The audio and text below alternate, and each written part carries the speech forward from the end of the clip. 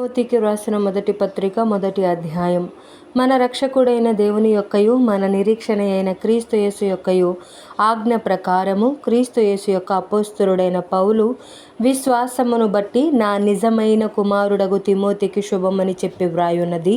తండ్రి అయిన దేవుని నుండి మన ప్రభువైన క్రీస్తు యేసు నుండి కృపయు కనికరమును సమాధానమును నీకు కలుగును గాక.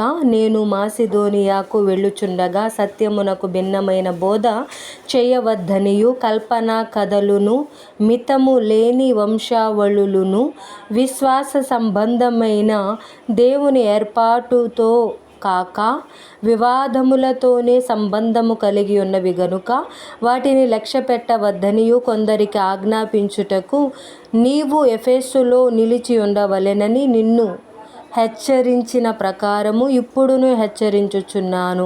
ఉపదేశ సారమేదనగా పవిత్ర హృదయము నుండి మంచి మనస్సాక్షి నుండి నిష్కపటమైన విశ్వాసము నుండి కలుగు ప్రేమయే.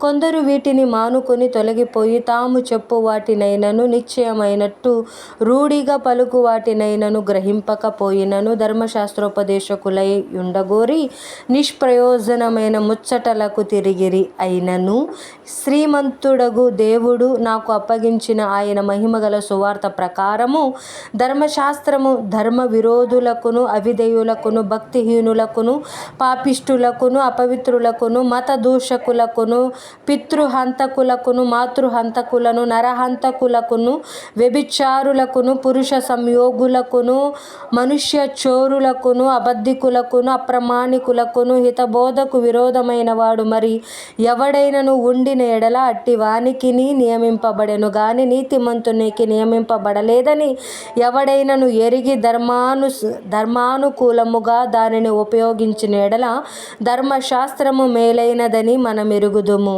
పూర్వము దూషకుడను హింసకుడను హానికరుడనైన నన్ను తన పరిచర్యకు నియమించి నమ్మకమైన వానిగా ఎంచినందుకు నన్ను బలపరిచిన మన ప్రభువైన క్రీస్తు యేసుకు కృతజ్ఞుడనై ఉన్నాను. తెలియక అవిశ్వాసము వలన చేసి తిని గనుక కనికరింపబడి తిని.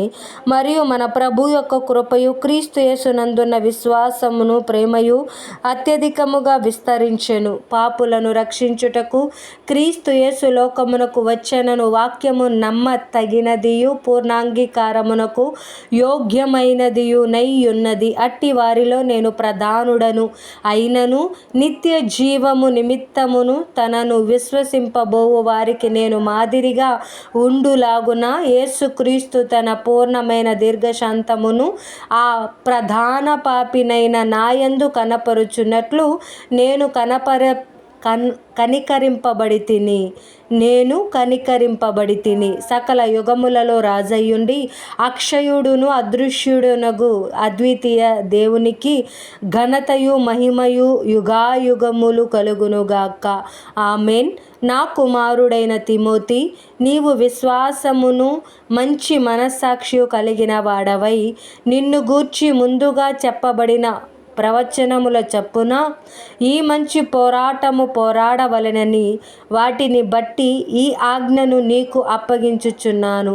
అట్టి మనస్సాక్షిని కొందరు త్రోసివేసి విశ్వాస విషయమై వాడబద్దలైపోయిన వారి వలె చెడియున్నారు. వారిలో హుమనయును అలెక్సేంద్రును ఉన్నారు. వీరు దూషింపకుండా శిక్షింపబడుటకై వీరిని సాతానునకు అప్పగించి తిని.